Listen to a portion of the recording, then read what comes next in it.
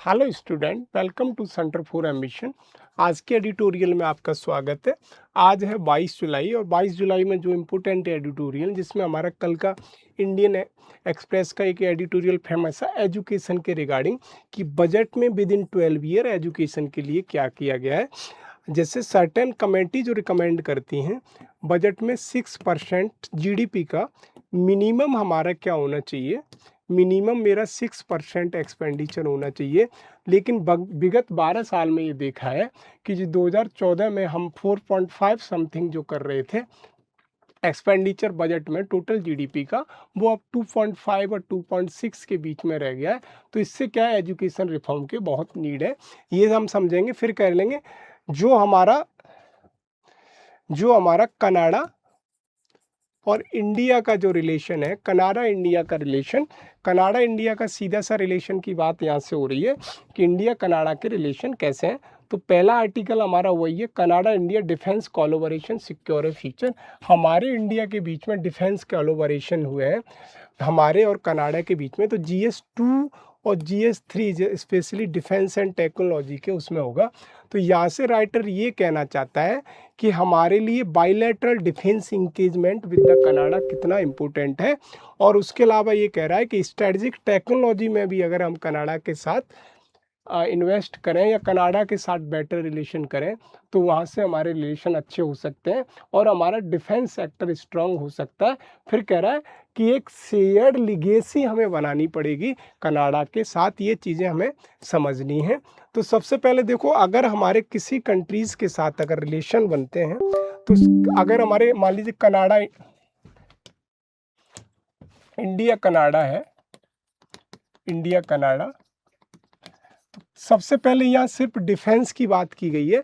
हम यहाँ पे नॉर्मल रिलेशन की बात कर रहे हैं, यहाँ पे कह रहा है डिफेंस की, सिर्फ डिफेंस की बात कर रहा है।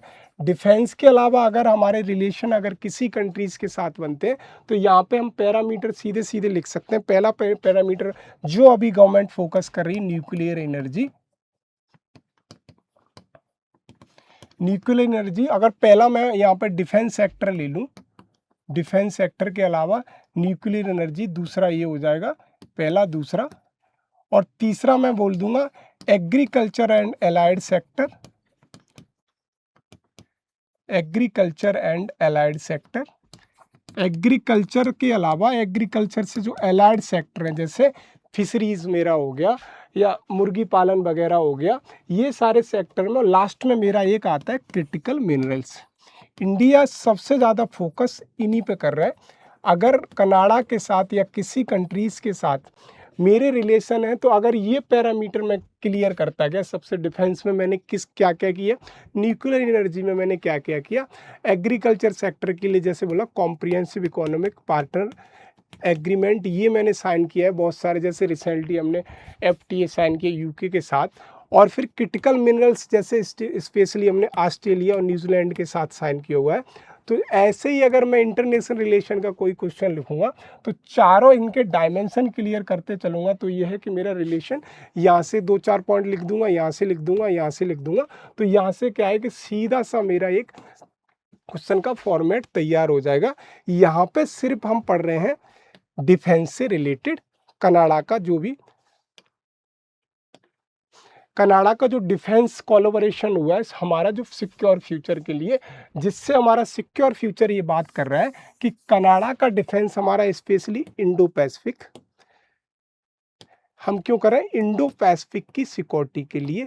इंडिया के जितने भी रिलेशन ज़्यादातर कंट्रीज़ के साथ हो रहे हैं वो इंडो पैसिफिक की सिक्योरिटी के लिए, और चाइना की इन्फ्लुएंस जो इंडो पैसिफिक रीजन में बढ़ रही है उसको काउंटर करने के लिए। तो पूरा आर्टिकल उसी पे बेस्ड है कि हमें डिफेंस सेक्टर में कितना जीडीपी का खर्च करना चाहिए। 2035 तक कह रहा है कि 5% तक हमें कर देना चाहिए। तो एक एक करके सारी चीज़ें समझते हैं। कॉन्टेक्स्ट वही है कि डिफेंस इंडिया की जो डील हुई है स्ट्रैटेजी, ग्लोबल सिक्योरिटी चैलेंज, कौन सा ग्लोबल सिक्योरिटी चैलेंज, जो हमने कहा हमारा इंडो पैसिफिक रीजन का। उसके अलावा दूसरा हमारा क्या है, वेस्ट एशिया का। और एक चाइना फैक्टर तो हर जगह आपको दिखेगा, चाइना फैक्टर, ये तो जितने भी चैलेंजेस हैं, हम आप स्पेशली इंडिया की बात कर रहे हैं, इंडिया क्या कहता है कि हमारा जो इंडो पैसिफिक रीजन है वो कैसा होना, free and open Indo Pacific with inclusive, free open and inclusive Indo Pacific reason होना चाहिए। और वेस्ट एशिया में जो भी क्राइसिस चल रहा है ईरान का यूएसए के साथ, इससे पूरी जियोपॉलिटिक्स चरमरा गई है, तो उसकी वजह से सिक्योरिटी चैलेंजेस भी हैं इंडिया पर। ये सारी हैं, उसकी वजह से इंडिया ने कनाडा के साथ डिफेंस किया है। तो इसमें कह रहा है कि हमारे अगर शेयर तरीके से रहेंगे तो हमारा क्या है, both India and Canada exploring stronger defence cooperation based on share. क्या स्ट्रेटजिक इंटरेस्ट सेम है, दैट इज स्ट्रेटजिक इंटरेस्ट कहाँ, इंडो पैसिफिक रीजन में। टेक्नोलॉजी और resilient supply chain, resilient supply chain का मतलब क्रिटिकल मिनरल्स, न्यूक्लियर एनर्जी, क्या क्या critical minerals और न्यूक्लियर एनर्जी। और उसके अलावा एक और चीज, sea lane of communication, sea lane of SLOC जिसे बोलते हैं, critical energy supply chain clear चाहिए, nuclear energy, sea lane of communication. तो सीधा सा हमारे से यहाँ से मिला स्ट्रेटजिक इंटरेस्ट क्या है इंडो पैसिफिक में दोनों कंट्रीज का। और टेक्नोलॉजी तो अगर कह रहा है इसमें आगे आएगा कि हमारा जो फ्यूचर का बार है एआई जनरेटेड बार है, तो दोनों कंट्री अगर टेक्नोलॉजी पे काम करेंगे तो वहाँ से क्या है कि हम टेक्नोलॉजी को बेहतर कर पाएंगे। और हमारी जो सप्लाई चेन है स्पेशली किसकी, क्रिटिकल मिनरल की, न्यूक्लियर एनर्जी की और सी लेन ऑफ कम्युनिकेशन की, वो भी बेहतर होगी। तो हमारा कॉन्टेक्स्ट इसका यही है कि दोनों कंट्रीज को फायदा होने वाला है। तो फिर कह रहा है why is defence cooperation important, दोनों कंट्रीज के लिए जो डिफेंस का कॉपरेशन किया है हमने, कोलैबोरेशन किया है, क्यों इम्पोर्टेंट क्या है। तो पहला कह रहा है कि changing nature in the warfare, changing nature warfare का मतलब कि आजकल जो वार हो रहे हैं, युद्ध हो रहे हैं, उनमें सबसे ज्यादा किसका यूज हो रहा है, टेक्नोलॉजी। टेक्नोलॉजी में क्या हो रहा है, टेक्नोलॉजी में अगर देखो साइबर टेक्नोलॉजी का यूज हो रहा है। उसके अलावा क्या हो रहा है, आर्टिफिशियल इंटेलिजेंट का यूज हो रहा है। तो ये क्या है कि ह्यूमन बार से शिफ्ट हो गया ये साइबर बार कहूँ या एआई बार कहूँ। तो टेक्नोलॉजी वारफेयर एक तरीके है, जैसे ड्रोन से हम अटैक कर दे रहे हैं एक कंट्री से दूसरे कंट्री पे। ऑटोनॉमस वेपन का सीधा सा मतलब है एआई जनरेटेड वेपन, जो आर्टिफिशियल इंटेलिजेंस से सीधा चलेंगे, वहाँ पे कोई भी मानव जनित नहीं है। तो एआई जनरेटेड वेपन को हमने बोला autonomous weapon, AI generated weapon से। फिर कह रहा है space based military system, space based military system का सीधा सा मतलब है सरफेस टू सरफेस मिसाइल्स की बात हो रही है यहाँ पे। आर्टिफिशियल इंटेलिजेंस जो हमने कहा, आर्टिफिशियल इंटेलिजेंस और साइबर वारफेयर। तो इसकी वजह से क्या है कि दोनों कंट्रीज को डिफेंस में कोलैबोरेशन या कॉपरेशन करने की ज़रूरत है, क्योंकि आजकल जो वार हो गए वो कैसे हो गए, टेक्नोलॉजी बेस्ड या एआई बेस्ड। वो हमने पूछा ड्रोन से भी लड़ रहे हैं, ऑटोनॉमस वेपन से लड़ रहे हैं, और आर्टिफिशियल इंटेलिजेंस और साइबर वारफेयर।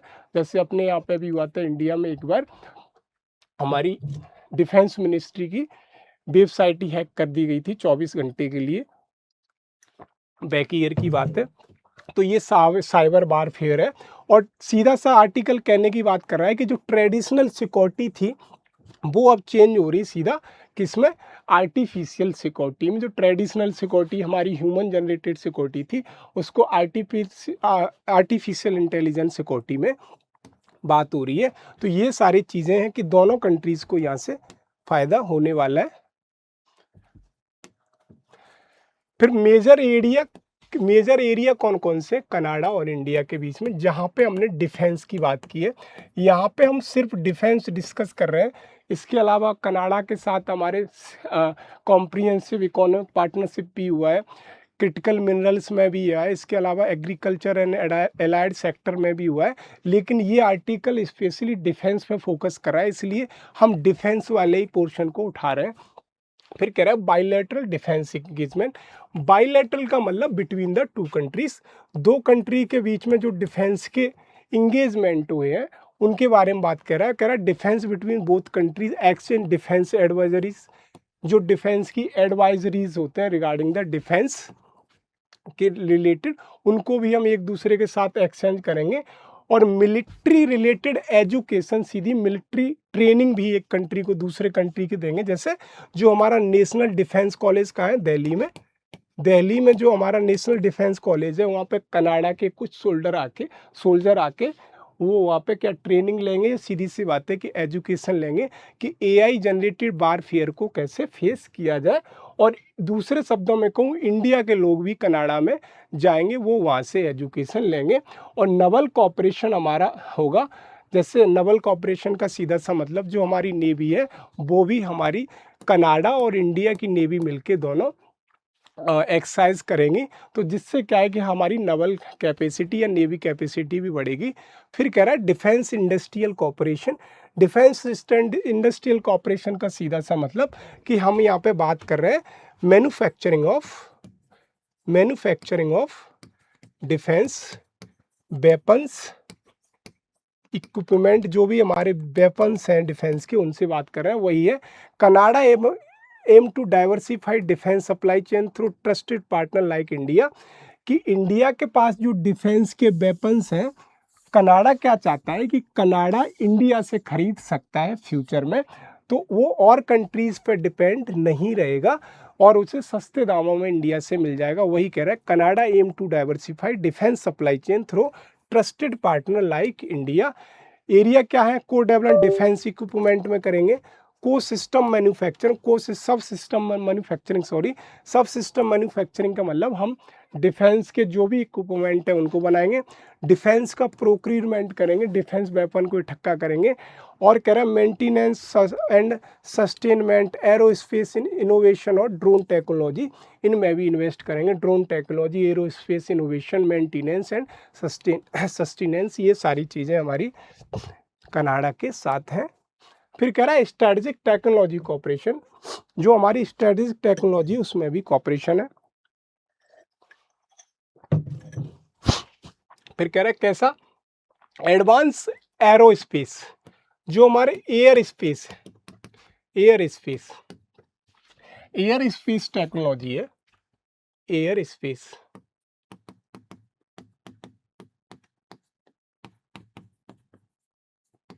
स्पेस टेक्नोलॉजी है, उसको भी हम बेहतर कराएंगे through with the help of research and development. दोनों कंट्री मिलकर research and development, article easy है, उसमें ऐसा कुछ नहीं था, बस सैटेलाइट टेक्नोलॉजी को भी बेहतर करेंगे। स्पेस रोबोटिक्स, हमारे जो रोबोट्स हैं उनको हम स्पेस में भी भेजेंगे इस विद द स्पेस वारफेयर में, जिससे इंडिया को क्या होगा, कॉस्ट इफेक्टिव मैन्युफैक्चरिंग होगी किसकी, वेपन्स की, और हमारा इंडस्ट्रियल बेस बढ़ेगा, industrial base of the weapons का मैन्युफैक्चरिंग इंडस्ट्रियल बेस बढ़ेगा, और हमारी इंजीनियरिंग में भी इफिशियंसी आएगी, और हमारी स्पेस की लॉन्चिंग कैपेबिलिटी है, जो हमारी क्षमता है वो भी बढ़ेगी अगर हमारा इसके साथ कॉपरेशन हो जाता है। तो ये सारी चीज़ें इसमें। फिर मैरीटाइम सिक्योरिटी कॉपरेशन हो गया हमारा, इंडो पैसिफिक रीजन, जो मैंने कहा इंडो पैसिफिक रीजन सबसे इम्पोर्टेंट है। नवल नेवी से मैरीटाइम डोमेन अवेयरनेस भी करनी है। फ्रीडम ऑफ नेविगेशन, हमारा freedom of navigation specially Indo Pacific में कोई भी कंट्री नेविगेशन कर सकता है, और रीजनल स्टेबिलिटी भी लानी है हमारी, जो हम कह रहे हैं कि हमारा इंडो पैसिफिक कैसा हो, free, open and inclusive Indo Pacific reason होना चाहिए। तो इंडो पैसिफिक में क्या है कि सीधी सी बात है कि नवल इंटर ऑपरेबिलिटी दोनों कंट्रीज़ की क्या है कि आपस में आके ऑपरेट करेंगे। मैरीटाइम डोमेन अवेयरनेस, मैरीटाइम की जो डोमेन है वो भी अवेयरनेस दोनों कंट्रीज को होगी, और फ्रीडम ऑफ नेविगेशन और रीजनल स्टेबिलिटी भी आएगी। तो ये हमारा maritime security specially Indo Pacific हो गया। फिर जो मैंने कहा critical mineral partnership, critical mineral India को यूरेनियम की ज़रूरत है, कोबाल्ट की ज़रूरत है, rare earth metal, tungsten, helium, ये डिफेंस सेक्टर के लिए बहुत ज़्यादा इंपॉर्टेंट है। तो वो भी कनाडा से अगर इंडिया ले लेगा तो इसका भी बेनिफिट होने वाला है। इम्पोर्टेंस फॉर इंडिया के लिए क्या है, इसका क्रिटिकल मिनरल आर एसेंशियल किसके लिए, डिफेंस सेक्टर में बहुत इंपॉर्टेंट है। फिर कह रहा है इलेक्ट्रॉनिक सेक्टर में बहुत इंपॉर्टेंट है, semiconductor, electric vehicle, renewable energy और एरोस्पेस में, इन सब में क्रिटिकल मिनरल। हमारा जो डिफेंस सेक्टर का जो एग्रीमेंट हुआ है हमारा और कनाडा का, स्पेशली तो उसमें हम डिफेंस सेक्टर के अलावा बाकी सेक्टर है हमारे electronics, semiconductor, electric vehicles, renewable energy, aerospace industry, इस इंडस्ट्री को भी बेहतर कर सकते हैं अगर हमारा इसके साथ डिफेंस सेक्टर वो डिफेंस कॉपरेशन बेटर हो तो। फिर कह रहा है चैलेंजेस क्या है, डिप्लोमेटिक एंड पॉलिटिकल डिफरेंसेस। जैसे डिप्लोमेटिक और पॉलिटिकल डिफरेंसेस का सीधा सा मतलब है इंडियन डायस्पोरा बहुत है तो कभी कभी एंटी इंडियन वॉइस निकलती है, एंटी इंडियन एक्टिविटीज होती है कहाँ पे, कनाडा में। बहुत बार हमने देखा एंटी इंडियन एक्टिविटीज हैं तो हमारे पॉलिटिकल डिफरेंसेस बहुत ज़्यादा देखने को मिलते हैं कनाडा से। जहाँ पे देखा जाता है जो खालिस्तानी मूवमेंट है, खालिस्तानी मूवमेंट के जो सरगना है वो कनाडा से ही ऑपरेट होके चलाते हैं, तो हमारे यहाँ पे पॉलिटिकल डिफरेंसेस बहुत ज़्यादा मिलते हैं। फिर पहला चैलेंजेस हो गया। फिर क्या, technology transfer restriction, intellectual property right की बात कर रहा है ये कि टेक्नोलॉजी ट्रांसफ़र में भी रिस्ट्रिक्शन है, स्पेशली इंटेलेक्चुअल प्रॉपर्टी राइट से रिलेटेड। फिर export control regulation, supply chain vulnerabilities, geopolitical uncertainties. Geopolitical uncertainties का मतलब कि जो हमारी वर्ल्ड में जो हमारी गल्फ वार वेस्ट एशिया में जो वार चल रहे हैं और कंट्रीज़ में वार रहे हैं, ये सारी चैलेंजेस इंडिया कनाडा के डिफेंस कोलैबोरेशन में है। वे फॉरवर्ड मुझे क्या करना चाहिए, what should be the next, जिससे हमारे कनाडा और इंडिया के रिलेशन बहुत बेहतर हो और हमारा डिफेंस कॉपरेशन अच्छा हो। पैरा कह रहा वे फॉरवर्ड में सीधा है कि हमें जो डिफेंस डायलॉग है उसको इंस्टीट्यूशनलाइज करना चाहिए, उसको हमें इंस्टीट्यूशनलाइज करना चाहिए। Defence dialogue between both the countries shall be institutionalise. सीधी सी बात, उन दोनों के एक प्रॉपर तरीके से डायलॉग होना चाहिए दोनों कंट्रीज़ के बीच में। फिर कह रहा है एक्सपेंड जॉइंट मिलिट्री एक्सरसाइज, दोनों कंट्रीज़ के बीच में जो मिलिट्री एक्सरसाइज है उनको बढ़ाना चाहिए और ज़्यादा एक्सरसाइज करना चाहिए। और डिफेंस इंडस्ट्रियल पार्टनरशिप है दोनों कंट्रीज़ के बीच में, कनाडा इंडिया के बीच में, वो भी बहुत होनी चाहिए। सीधा सा बात है, उसे भी इन्हांस करना चाहिए। और कॉपरेशन टेक्नोलॉजी, जैसे इमर्जिंग टेक्नोलॉजी, आर्टिफिशियल टेक्नोलॉजी या ड्रोन टेक्नोलॉजी या साइबर स्पेस वाली टेक्नोलॉजी, इन टेक्नोलॉजी में भी दोनों कंट्रीज़ को कॉपरेशन करना चाहिए। और फिर कह रहा है कि जो हमारी क्रिटिकल मिनरल्स वैल्यू चेन है उस पर भी ऑपरेशनलाइज दोनों कंट्री को करना चाहिए।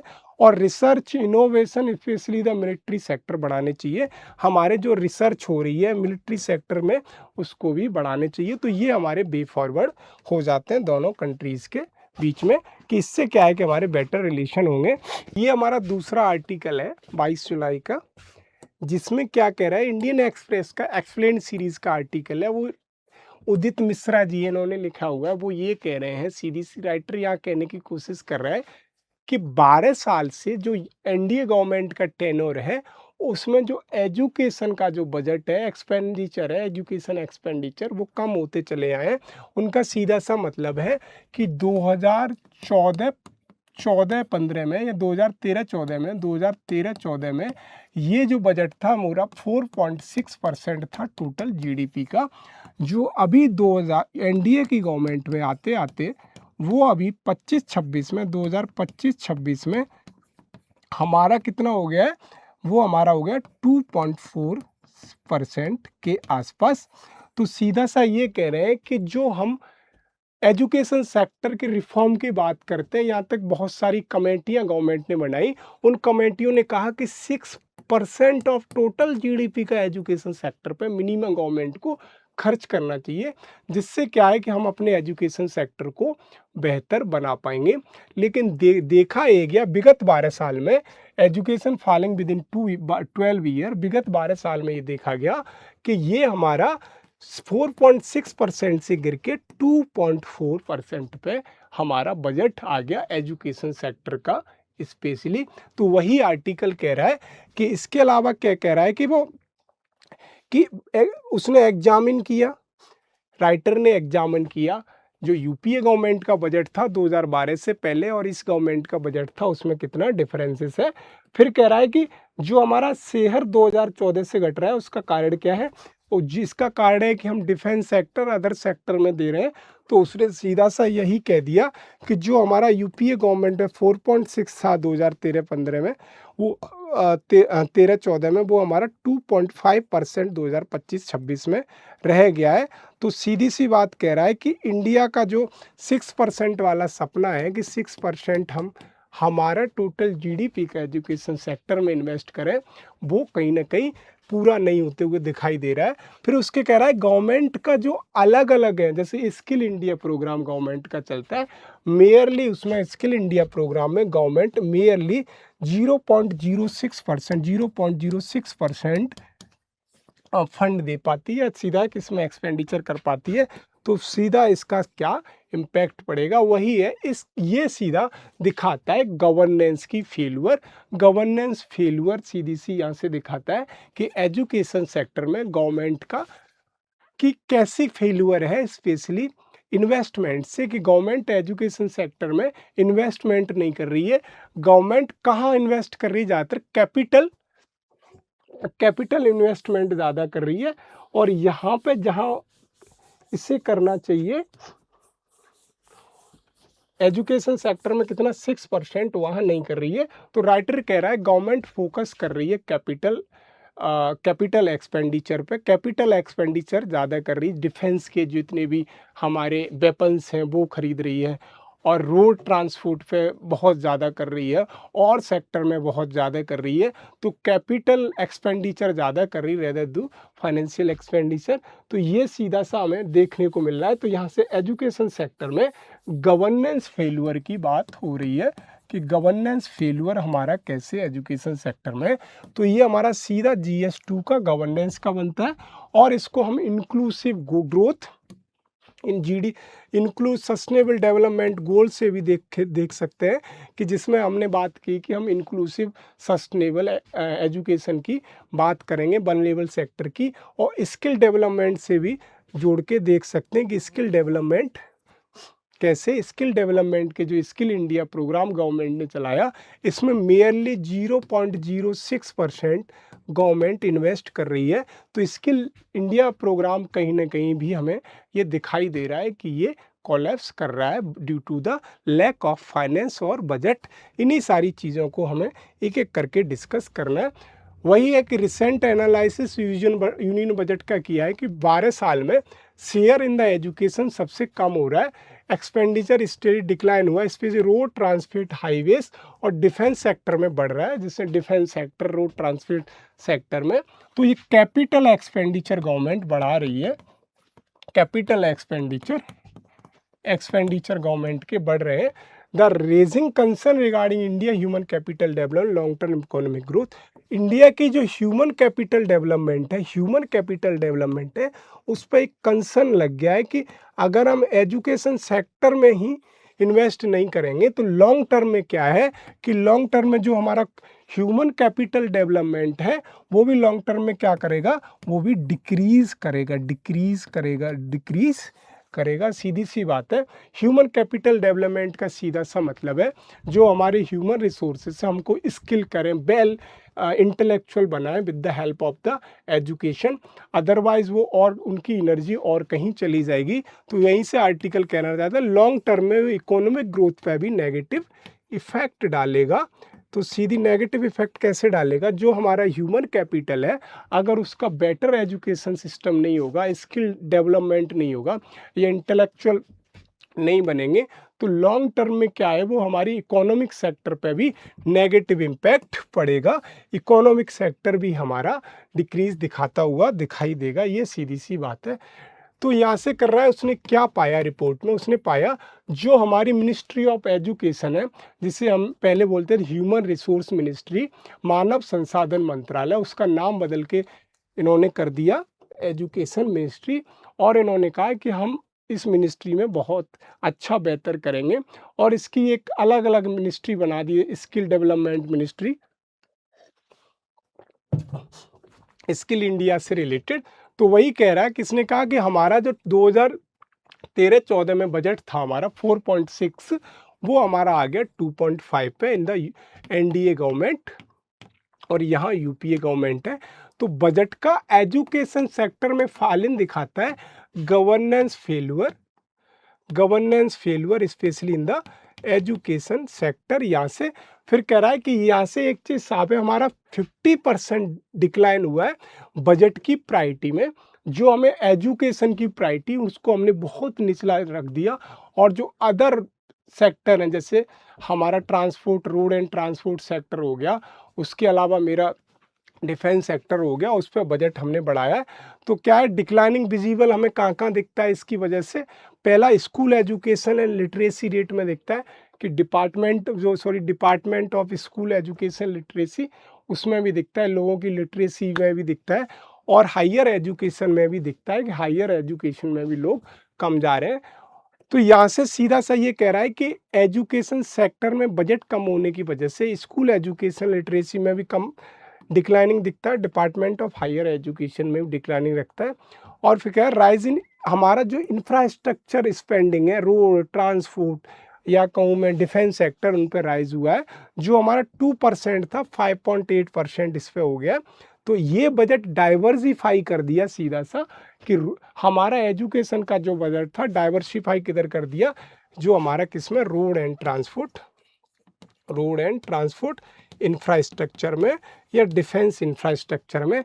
तो ये क्या है, गवर्नमेंट एम्फेसाइज किस पे कर रही है, कनेक्टिविटी पे, कैपिटल एक्सपेंडिचर पे, या मैं जिससे कहूँ इंफ्रास्ट्रक्चर लीड ग्रोथ पे, कैपिटल एक्सपेंडिचर पे, रेवेन्यू एक्सपेंडिचर पे गवर्नमेंट उतना ज़्यादा फोकस नहीं कर रही है, कैपिटल एक्सपेंडिचर पे गवर्नमेंट फोकस कर रही है। क्योंकि जो एजुकेशन सेक्टर का बजट मेरा डाइवर्स हो गया किधर, इंफ्रास्ट्रक्चर सेक्टर में, यही राइटर कहने की कोशिश कर रहा है। और उसने कहा कि हेल्थ की बात करूं तो health ministry budget share fluctuated. जो हेल्थ सेक्टर का है, किसी साल ज़्यादा दे देते हैं, किसी साल उतना ही रहता है, तो मार्जिनल इम्प्रूवमेंट है। तो कह सकते हैं लगभग वो सेम उतना ही, ना ज़्यादा कम देते हैं ना बराबर रहते हैं। अब करें स्किल डेवलपमेंट, लिमिटेड प्रायोरिटी पे रखा गया। स्किल डेवलपमेंट का मतलब गवर्नमेंट ने जो स्किल इंडिया प्रोग्राम चलाया था उससे लोगों को कौशल बनाना है। तो उसमें क्या, मिनिस्ट्री ऑफ स्किल डेवलपमेंट जो हमने बनाई थी, उसमें क्या है कि हमारा जो very share of the union budget का है, उसने कहा हमने 0.6%, 0.1%, 0.5% बजट का एलोकेशन है। तो ये सीधा कह रहा है कि हमने जो स्किल इंडिया मिशन चलाया है और हमने जो हमारा बजट एलोकेशन है फॉर स्किल डेवलपमेंट के लिए, हमारा 2025-2026 में कितना है, 0.05%। तो ये कह रहे हैं कि यहाँ से कहीं ना कहीं जो हमारा स्किल इंडिया मिशन है वो भी कहीं कहीं ना हमारा क्या है कि गवर्नमेंट की लो प्रायोरिटी पे रखा हुआ है स्किल इंडिया मिशन। यहाँ से सीधी सी है कि लिमिटेड प्रायोरिटी है स्किल इंडिया मिशन की। तो फिर राइटर कहता है कि एजुकेशन क्यों जरूरी है, वो भाई एजुकेशन मैटर, एजुकेशन को बहुत अच्छा क्यों करना है। फिर कह रहा है वो कि सबसे अगर ह्यूमन कैपिटल पे हम इन्वेस्ट करेंगे, ह्यूमन कैपिटल का मतलब सीधा सा जो हमारा युवा है उसको स्किल करेंगे, उसको इंटेलेक्चुअल बनाएंगे, उसको लिटरेट बनाएंगे, उसको पढ़ा लिखा बनाएंगे, तो अगर उससे क्या होगा, हमारी हाई प्रोडक्टिविटी बढ़ेगी। हाई प्रोडक्टिविटी वो बढ़ेगी क्योंकि वो इकोनॉमिकल सेक्टर में जाके जॉब एम्प्लॉयमेंट बहुत से करेंगे, और कोई जॉब क्रिएटर बनेगा, कोई स्टार्टअप बनाएगा, और कोई गवर्नमेंट ऑफ इंडिया की फाइनेंशियल हेल्थ में भी कंट्रीब्यूट करेंगे, जिससे क्या है, हमारी प्रोडक्टिविटी हाई होगी, स्पेशली इकोनॉमिक सेक्टर और अदर सेक्टर। और अगर यही स्किल डेवलपमेंट वाले युवा यूथ अगर एग्रीकल्चर सेक्टर में काम करेंगे, तो with the help of skill और अपना जो innovation, specially genetically modified crops या दूसरे शब्द को टेक्नोलॉजी का यूज़ करके, हमारा जो प्रोडक्शन लेवल है किसका, एग्रीकल्चर सेक्टर का, वो भी बेहतर कर देंगे। तो ये चारों तरफ से मल्टी डायमेंशन हाई प्रोडक्टिविटी होगी। कब, जब हम ह्यूमन कैपिटल पे इन्वेस्ट करेंगे, पहली चीज़।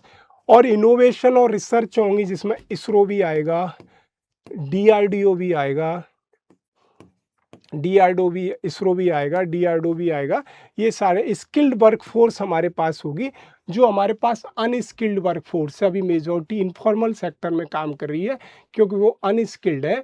तो अगर हम ह्यूमन कैपिटल पे करेंगे तो हमारे पास स्किल्ड वर्क फोर्स होगी, एम्प्लॉयमेंट जनरेशन होगा कि ये जो स्टार्टअप बनाएंगे, नए नए सेक्टर में काम करेंगे, तो उससे क्या होगा, एम्प्लॉयमेंट जनरेशन, सोशल मोबिलिटी होगी, इंक्लूसिव ग्रोथ होगी, demographic dividend, sustainable economic development. तो सीधा सा यहाँ से 7 से 8 पॉइंट ये मेरे निकल रहे हैं कि if we are going to invest on the education sector तो उसका पॉजिटिव आउटकम क्या होगा, high productivity, innovation and research, skilled workforce, employment generation, social mobility, inclusive growth और डेमोग्राफिक डिविडेंड और सस्टेनेबल इकोनॉमिक डेवलपमेंट होगा। ये सारे एजुकेशन पे इन्वेस्ट करने के बेनिफिट है।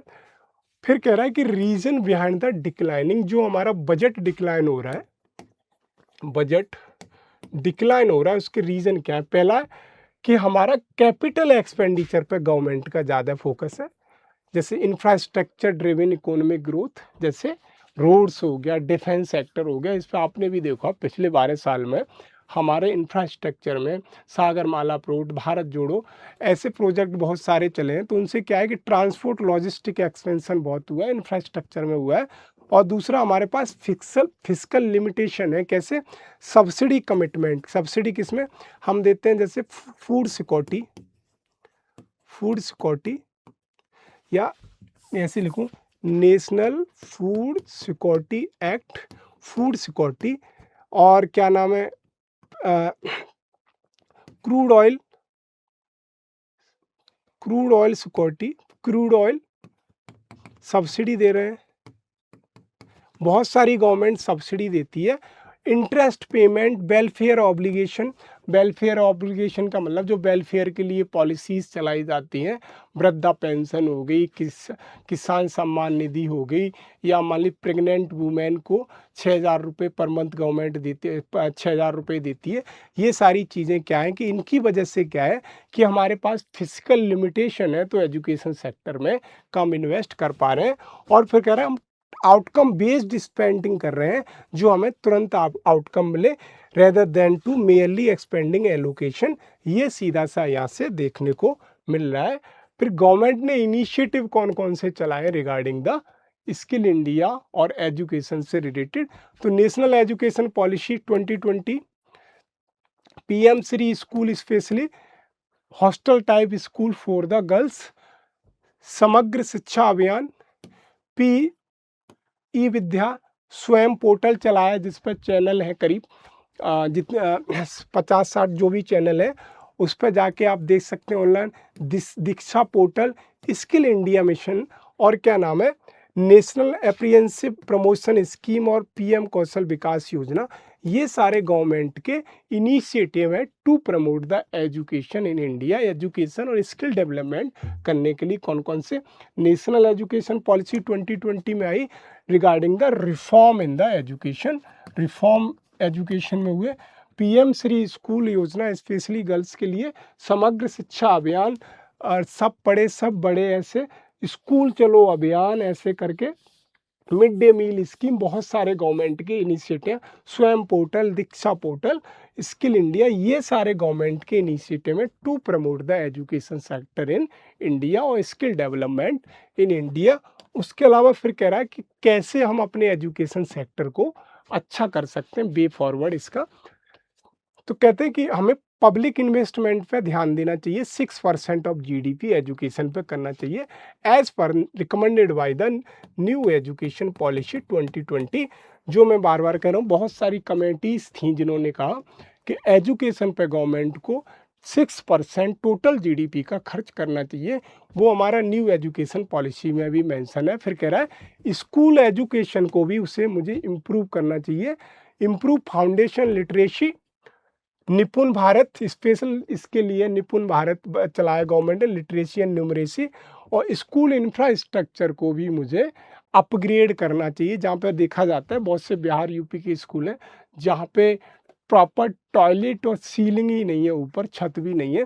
तो इंफ्रास्ट्रक्चर, हायर एजुकेशन में रिसर्च लाने लिए यूनिवर्सिटी को इनोवेशन रिसर्च टाइप बना चलना चाहिए, रिसर्च इनोवेशन यूनिवर्सिटी में फंडिंग करनी चाहिए, जिससे क्या होगा वहाँ पे रिसर्च और इनोवेशन क्या नाम है एनकरेज होगी। इम्प्रूव स्किल डेवलपमेंट, और स्किल डेवलपमेंट को भी इम्प्रूव करना चाहिए। विद्या कैसे करेंगे, ट्रेनिंग हम देंगे लोगों को, और इंटीग्रेट एआई से, हम एआई से मिला देंगे robotics, semiconductor, green skill India curriculum से अगर हम उसको कर देंगे तो इससे क्या स्किल डेवलपमेंट होगा, कैसे आर्टिफिशियल इंटेलिजेंस, रोबोटिक्स से और ट्रेनिंग से हम इनको स्किल डेवलपमेंट कर पाएंगे। फिर कह रहा है आउटकम बेस्ड फाइनेंसिंग करनी चाहिए, एजुकेशन में जो भी आउटकम्स आ रहे हैं उनके बने फाइनेंसिंग करनी चाहिए, रेदर देन टू इसमें पब्लिक प्राइवेट पार्टनरशिप। और यह क्या है कि हमें पब्लिक प्राइवेट पार्टनरशिप से है कि हमें आउटकम बेस्ड फाइनेंसिंग करनी चाहिए। फिर कह रहा है पब्लिक प्राइवेट पार्टनरशिप, सॉरी मैंने ये अलग कर लिया, सॉरी, वो कह रहा है आउटकम बेस्ड फाइनेंस करनी चाहिए, जिससे सीधी सी बात है हमारा जैसा हमारा एजुकेशन सेक्टर में आउटकम्स आएगा उसी हिसाब से हमें एजुकेशन सेक्टर में इन्वेस्ट करना चाहिए। और फिर कह रहा हमें पब्लिक प्राइवेट पार्टनरशिप का भी इन्वॉल्वमेंट करना चाहिए, जिससे क्या है कि हमारा इंडस्ट्री पार्टिसिपेशन, वोकेशनल एजुकेशन और स्किल डेवलपमेंट भी बढ़ेगा। सीधी सी बात ये वे फॉरवर्ड में यही है। ये यूपीएससी मेंस का क्वेश्चन है, इसी से रिलेटेड इसको लिखना है। Public expenditure on education should be viewed as a investment rather than consumption expense, light on the declining share of education in the budget critically examine its implication in demographic and long term economic। इस question को एक बार लिख के देखना और समझना। आज के लिए इतना ही, मिलते हैं अगली वीडियो में, धन्यवाद।